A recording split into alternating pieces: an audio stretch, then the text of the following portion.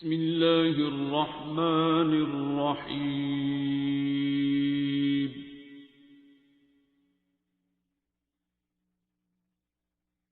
अर्रहमान।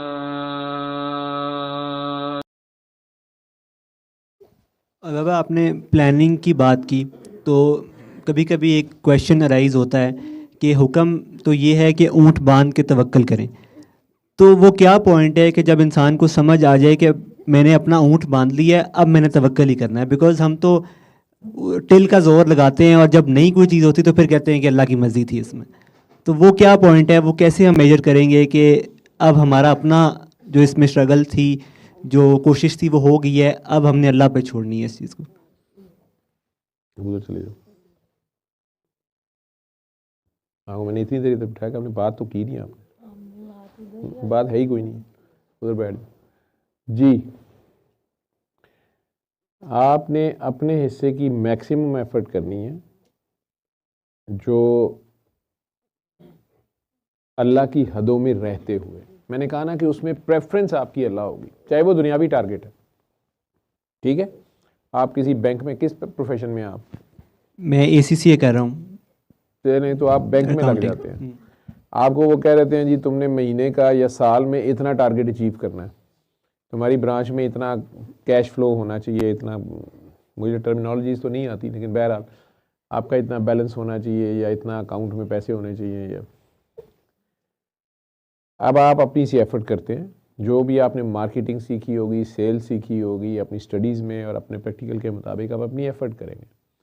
उसमें आपको बहुत से अनफेयर मीन्स या ऐसे तरीके नज़र आएंगे जो ग्रे जोन में आ रहे होंगे। अनलॉफुल भी नहीं लग रहे होंगे, लेकिन बहुत लॉफुल भी नहीं लग रहे होंगे।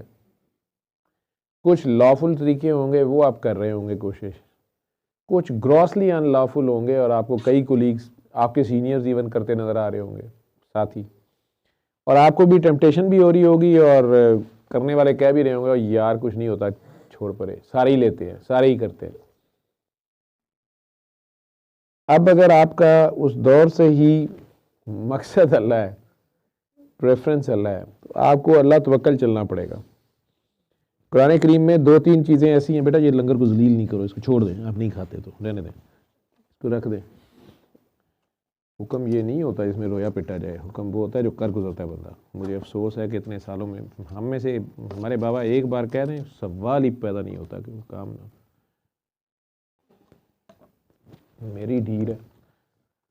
तो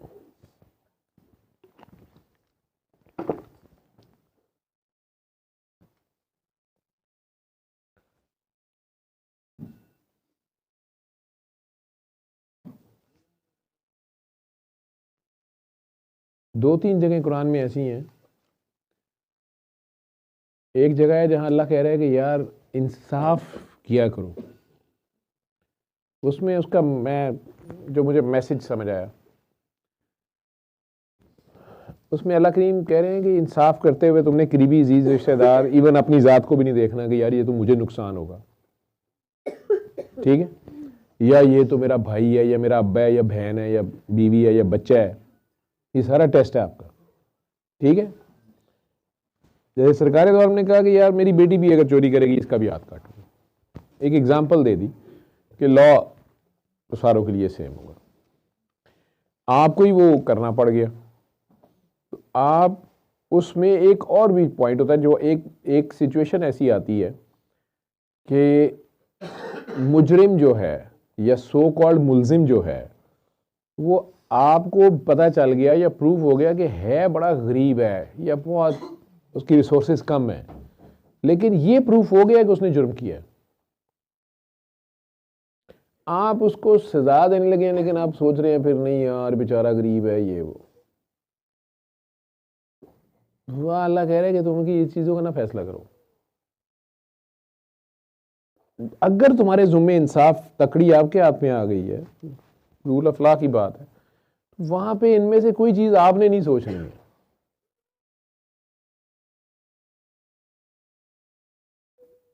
चोर है, गरीब है, फलां है, उसने चोरी की, या हैबिचुअल चोर है तो हाथ कटेगा। तो यार गरीब है, फिर अब ये क्या करेगा, एक हाथ कट जाएगा तो और ये काम नहीं करेगा, ये आपका काम नहीं है।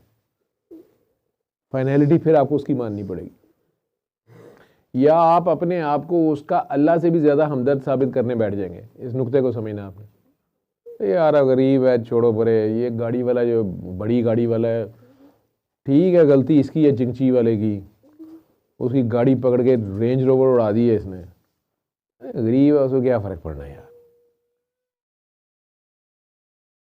और अगर वो रेंज रोवर वाला वाकई बहुत ईमानदार आदमी है और वो हक हलाल पे ही है और इसने ग्रॉस गलती भी की है, ठीक है, इसको आपने सजा देनी है, लेकिन आप करें नहीं यार अगर इसकी रेडी भी ले ली है, इसका चिंची ले लिया है, रोटी कैसे कमाएगा, गरीब बंदा है, फलाना है, लाइसेंस कैंसिल किया तो ये हो जाएगा, जो लॉ के मुताबिक उसका बन रहा है।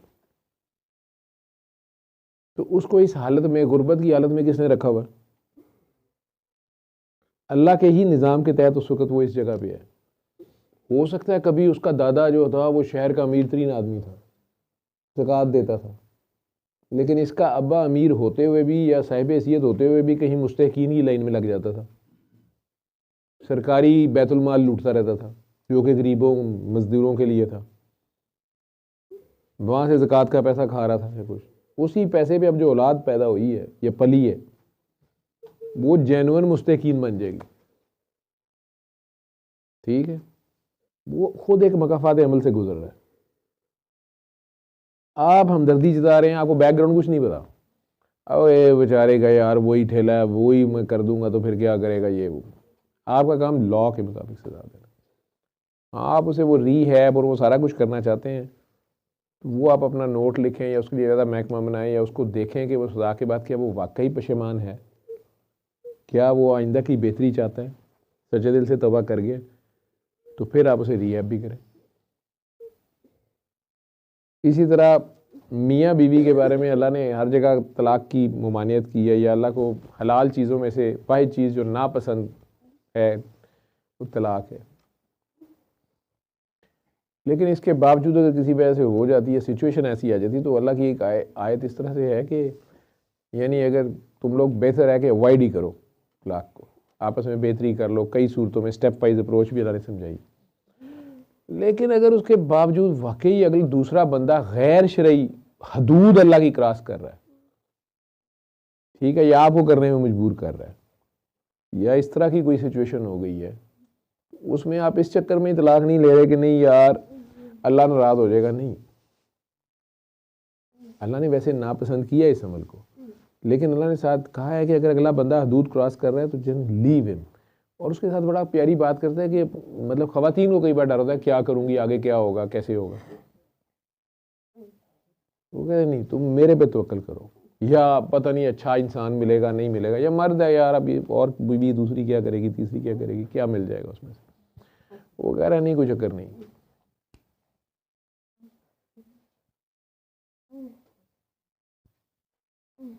वो कहता तुम मेरे पे तवक्कल करो आने वाले दिनों का। तो अगर ये कड़वा घूंट पीना पड़ रहा है, मजबूरी है, दूसरा बंदा बदमाशी कर रहा है या दूसरा पार्टनर जो है वो हदूद क्रॉस कर रहा है और बार बार चांस देने पे भी वो नहीं बाज आ रहा, तो ये ना सोचो कि मेरा क्या बनेगा, फिर क्या हालात होंगे। इसी तरह एक और जगह है जहाँ पे अल्लाह वो हज़रत लुकमान अपने बेटे को समझा रहे हैं कि माँ बाप की अदब एहतराम की फजीलत बता रहे हैं, तो उन्हें किसी सूरत आपने नहीं छोड़ना। जैसे अल्लाह खुद कह रहा है कि वो बूढ़े हो जाए तो उन्हें उफ तक भी ना कहो, वो गलत बात भी आप उफ करेंगे ना, उन्हें झिड़को मत, बिल्कुल बेबी की तरह हो जाते हैं। बड़ा मुश्किल होता है इस चीज़ को कंट्रोल करना, ठीक है।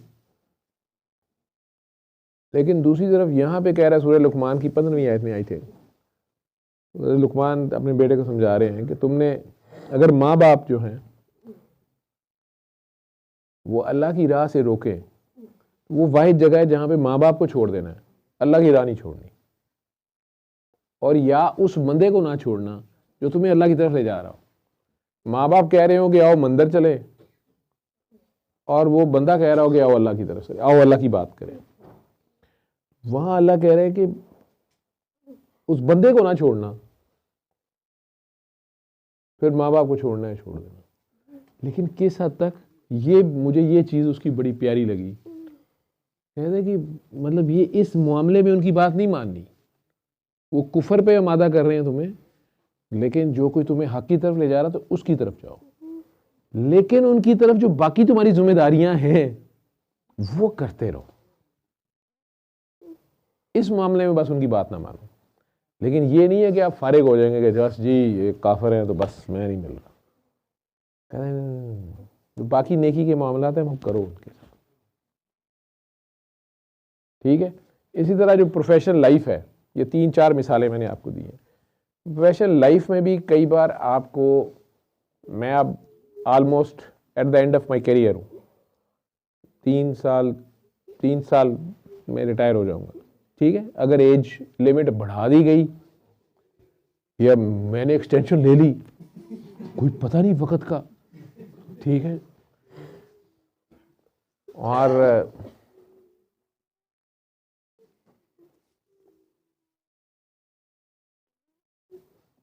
लग सकता है ना किसी वक्त भी बंदा चीफ ऑफ आदमी स्टाफ भी तो हो सकता है यार, आदमियों का चीफ नहीं हो सकता, चीफ ऑफ आदमी स्टाफ लग सकता है बंदा, ठीक है। सारी बातें गैर आदमियों की तो नहीं हो रही, आदमी भी तो होते हैं, तो एक्सटेंशन भी मिल सकती है। तो अगर 60 साल ही एज रही तो 3 साल रह गए, या वैसे ही अल्लाह रहेगा तो और बात है, या कम ही कर दिया। आजकल ये भी अफवाह है कि अचानक कम कर दें, मासवे चंद मुतबरक हस्तियों के, ठीक है। तो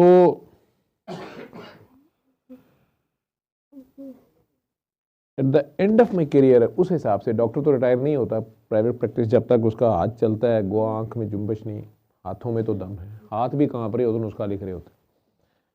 लेकिन बहरहाल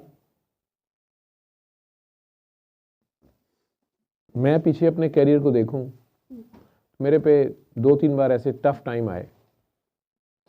एक तो मैंने सीखा कि रिजाइन कभी नहीं करना, अगर आप हक में हैं डट जाएं, हाय क्या होगा, पर्क्स ना चली जाएं, बेनिफिट्स ना ले लें। अगर आप हक पे डट रहे हैं और अल्लाह के भरोसे पे डट रहे हैं, आपके पल्ले तो कख नहीं है, ठीक है। यूजुअली तो जॉब शॉप में आपका सीनियर से पंगा होगा तो तभी जाएंगे ना, जूनियर के से तो नहीं आप छोड़ने लगे, तो आपसे कोई सीनियर ही होगा या किसी वजह से पावरफुल होगा। अगर आप अल्टीमेट पावर को बीच में शामिल कर लें, अगर आप हक में हैं, अगर हक पे नहीं है तो डोंट टेक पंगा। हक में हैं और आप डट जाते हैं, चाहे वो कैरियर है या जिंदगी के कोई लम्हा है, अब उसकी खातिर डटे। हाँ, अगर ये रूहानियत शुहानियत के शौक हैं और आप इन पंगों में पड़े हुए हैं जवेद साहब की तरह, तो फिर अपने मामले में तो नहीं, दूसरों के लिए आपको डटना चाहिए। जो आपके सबॉर्डिनेट्स हैं, अगर आप उनसे तुन के ड्यूटी लेते हैं या उनसे आप बड़ी ईमानदारी की ड्यूटी लेते हैं और उनको हिलने नहीं देते, तो फिर जब उनकी राइट्स की बात आए, उसमें डंडी बज रही हो, तो वहाँ भी आपको डटना पड़ेगा उनके हक के लिए। सेम इज़ ट्रू जन लाइफ की स्टोरी में, कैरियर में। अगर कोई मुश्किल वक्त आया और मैंने खुदा के सिवा किसी पे भरोसा किया तो पछताया, ख्याल भी गुजरा अगर हाय क्या होगा, कैसे होगा, उसने ऐसे करके दिखाया,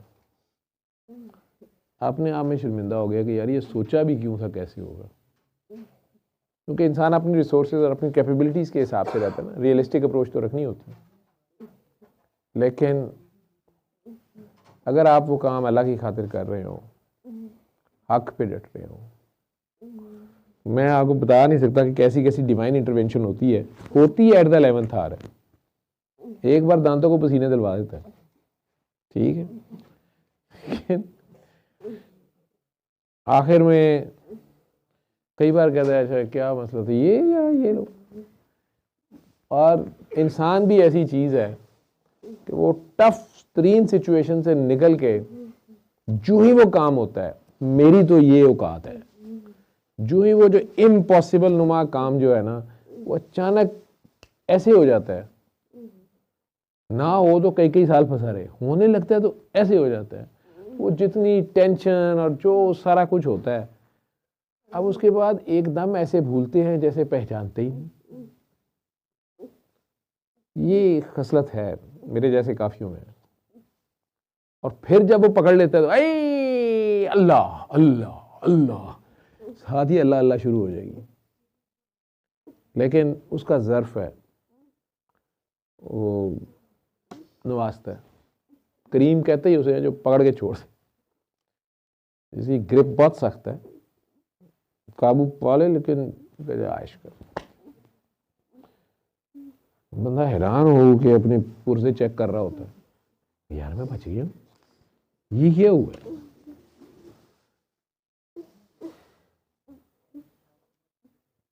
ये करियर के स्टार्ट हो या एंड हो, ये ज़हन में आपके रहे तो वही रोजी रोटी आपकी इबादत भी बन जाएगी, अगर वो आप अल्लाह के लिए कर रहे हैं। तो काम का काम, जॉब का जॉब, पैसे के पैसे। ठीक है बेटा, आंखें खोल के रखो ना, इन चीज़ों में कोई फ़ायदा नहीं है, सीधे होके बैठो। मैं जिस चीज़ कह रहा हूँ वो करो, आंखें खोल के रखो, आंखें खोल के रखो, आंखें खोल के रखो। ज़िरवा बच्चे, आंखें खोल के रखो। ज़िरवा आंखें खोल के रखे, आंखें खोल के रखे, रोना बंद करके आंखें खोल के रखे, कुछ भी नहीं हो रहा। मैं मेरा एक सवाल कर लूँ? जी करें। बाबा मेरा सवाल था, बात करूँ? बाबा मेरा सवाल था कि थोड़ी सी वो रिसर्च शुरू की है, अब वो सिरा समझ नहीं आ रहा। जिस तरह वो बाबा जी कहते थे ना रेडिएशन का, और फिर आपने भी एक वो बाबा जी का जो सर्विसेज में जो उनके लाहौर में आखिरी कुछ चंद दिन थे ज़ाहिरी, उसमें आपने जो पल्स का बताया कि डॉक्टर्स को साथ बुला के वो जो 2 उंगलियों के साथ वो करते थे। और उसके बाद वो बाबा जी का एक वीडियो भी है कि अल्फ़ा बीटा गामा रेस का जो सारा है फ्रीक्वेंसी का, रेडिएशन का, उसका फिर वो एक एक्स्ट्रा चीज़ साथ में कपल कर रहा था मैं, कि बाबा जी ने कहा था कि कादरी सिलसिले को, कलंदरी सिलसिले को और चिश्ती सिलसिले को एक कर दिया। तो उस पर तो मुझे थोड़ी सी समझ आई है कि एक तो कवाली हो गया, दूसरी धमाल है। अब कवाली की अपनी एक फ्रीक्वेंसी है, उसमें बहुत बड़े बड़े नाम हैं जो महफिल समा के दौरान ही जिनकी रूह परवास कर की बुज़ुर्गों की, और धमाल भी ही एक ऐसी चीज़ है। तो अब उसका सारा थ्योरेटिकल तो पूरा हो रहा है, जिस तरह वो आपने NIH का भी बताया था कि हर चीज़ की सर्टन फ्रीक्वेंसी होती है सारा। तो इंसान के जिस्म की अपनी डिफरेंट स्टेजेस में डिफरेंट फ्रीक्वेंसीज होती हैं, और जो कारी अब्दुल बासित की आवाज़ में सूरज रहमान है उसकी अपनी फ्रीक्वेंसी है। तो वो सारा समझ आ तो रहा है, लेकिन इसका प्रैक्टिकल डेमोन्स्ट्रेशन क्या है, या प्रैक्टिकल अप्रोच इसकी क्या होगी, रेडिएशन की या वो फ्रीक्वेंसी की, कि किस लेवल पे जाके ये सारा वो अब जो है वो काम जो है वो होता है, वो नहीं समझ आ रहा। फ्रीक्वेंसी किस चीज़ की आप पिक करना चाह रहे हैं? बाबा जिस तरह बाबा जी ने कहा था ना कि जब इंसान मेरे ख्याल से जब खुश होता है तो अल्फ़ा बीटा रेज निकलती हैं, जब दुख में होता है तो गामा रेज निकलती हैं। तो उसका थोड़ा वो समझ नहीं आ रही चीज़ें, कि क्योंकि ऐसी ही चीज़ जो साउंड थेरेपी है NIH वाले उन्होंने भी यही किया है। और जो मेरे ख्याल से जब हम सूरज रहमान सुनते हैं तो यह जिस्म की और जो रूह की फ्रीक्वेंसी है उसको अपनी फैक्ट्री सेटिंग भी करता है, क्यों बंदा अल्लाह से जोड़ता है इसलिए। तो उसका एक तो प्रैक्टिकल डेमोन्स्ट्रेशन ये जो मुझे समझ आया कि 3 दफ़ा अल्लाह वाली दुआ या सूरज रहमान की थेरेपी है। लेकिन जो बाबा जी कहते हैं कि धमाल से जब होते थे हीरा मंडी, तो वो धमाल करवाते थे और वो लोग ठीक हो जाते थे। तो वो क्या था, मतलब कोई फ्रीक्वेंसी थी या वो भी अल्लाह से ही जोड़ रहे थे? तो वो थोड़ा कुछ समझ नहीं आता। आपको क्या समझ आती, क्या कर रहे हैं? वह मुझे कुछ समझ नहीं आई। मुझे कवाली के सेंस में समझ आ गई थी, क्योंकि वो डिफरेंट एग्जांपल्स हैं कि कोई मतलब जो बुजुर्ग हैं वो कोई बीमार होते थे तो उनको बाकायदा ज़बरदस्ती कवाली की महफिल में बिठा दिया जाता था कि आप बैठें, तो शायद उसमें वो ठीक होते थे। वो फ्रीक्वेंसी उनकी जो कवाली होती है उससे जुड़ती थी।